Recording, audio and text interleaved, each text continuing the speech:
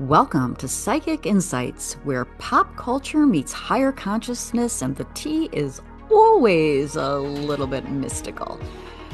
I'm Robin Richardson, your psychic girlfriend, and around here we don't just watch the drama unfold, we read the energy behind it, whether it's celebrity scandals, reality TV, chaos, or true crime with a twist.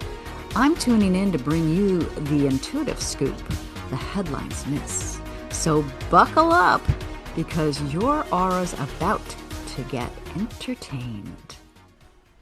Welcome back to my channel. It's Robin Richardson, your psychic girlfriend, and today we are covering a question that's been on a lot of people's minds. What the heck happened the day that Lynette Hooker went missing? Now, remember, I'm not accusing anyone. This is my opinion, my psychic insights, and but that's what I wanted to know. And I asked some questions and I pulled some cards because you know me.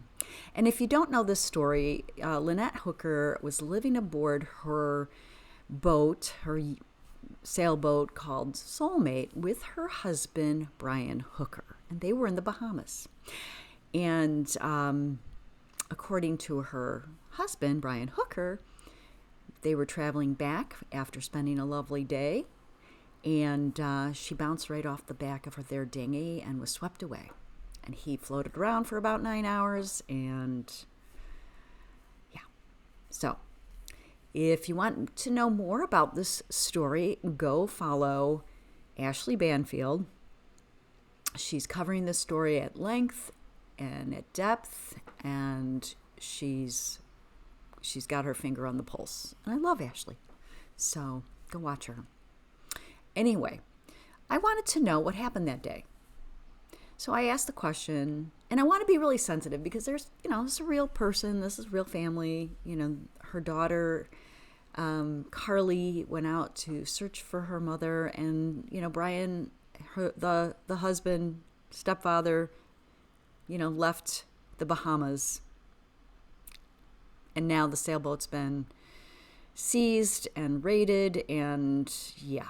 So we should be expecting some movement on that case. All right, so let's get into it. I pulled some cards. The first group of cards were bouquet, ship, and stars. And at first glance, this looks like a very pleasant or celebratory day. Like appearance were polished, a trip, a gathering, a cruise, an event that outwardly looked beautiful and harmonious. And the stars, they point to idealization, visibility, social media. We know that Lynette covered a lot, documented a lot for social media under the Sailing Hookers, I think that's the name of their social media. Or the idea that something was being portrayed as fine or magical when underneath there may have been distance or emotional disconnection. And the ship especially, interesting, it's a ship, right? The ship especially reinforces travel or movement over water. But paired with this bouquet, I get the feeling that there was an effort to keep things smooth or cordial or aesthetically pleasing. Then we have the birds in the book. Oh my gosh, I'm having deja vu. That's interesting. Okay, the birds in the book. Then we got fish later. All right, this is where the energy shifts. Okay, this is where the energy shifts. The birds often bring nervous conversations, anxiety, arguments, gossip, or tension between people. The book is secrets, hidden information, things withheld, or something not fully known publicly. And so together these cards suggest that conversations had happened that were not disclosed. People may know more than they're saying. Conflicting stories or whispered concerns, emotional agitation before the disappearance. And this combination doesn't feel calm to me. It feels like tension hidden beneath a polished surface. All right, then we have the fish the child, and the man. The fish, the child, and the man. Let's do it that way. Okay. All right. I'll try to do this. Okay. Now, the fish can represent alcohol, emotional overwhelm, instability, or flowing uncontrolled emotions. And it can also point to money or excess. The child suggests vulnerability, impulsiveness, innocence, or someone not fully being protected. And the man card becomes important because it centers around masculine energy in the situation. This does not automatically mean guilt, but it does suggest a male figure was highly significant to the emotional atmosphere or events surrounding that day. And taken together, this trio can point to impaired judgment, emotional immaturity, someone vulnerable, a situation that escalated unexpectedly, or someone not being cared for appropriately. There's also a feeling of someone being dismissed emotionally or not taken seriously. And then we have the Scythe. And this is the strongest card in the spread. The Scythe is sudden, sharp, and shocking. It can indicate an abrupt event, accident, severing, injury, or something happening very quickly. It often shows a split-second moment that changes everything. Importantly, Scythe does not always indicate intentional harm, but it can also point to a sudden accident, a heated emotional moment, an impulsive action, or a situation escalating rapidly. And the feeling I get is whatever occurred happened fast, and the aftermath may have immediately become chaotic and confusing.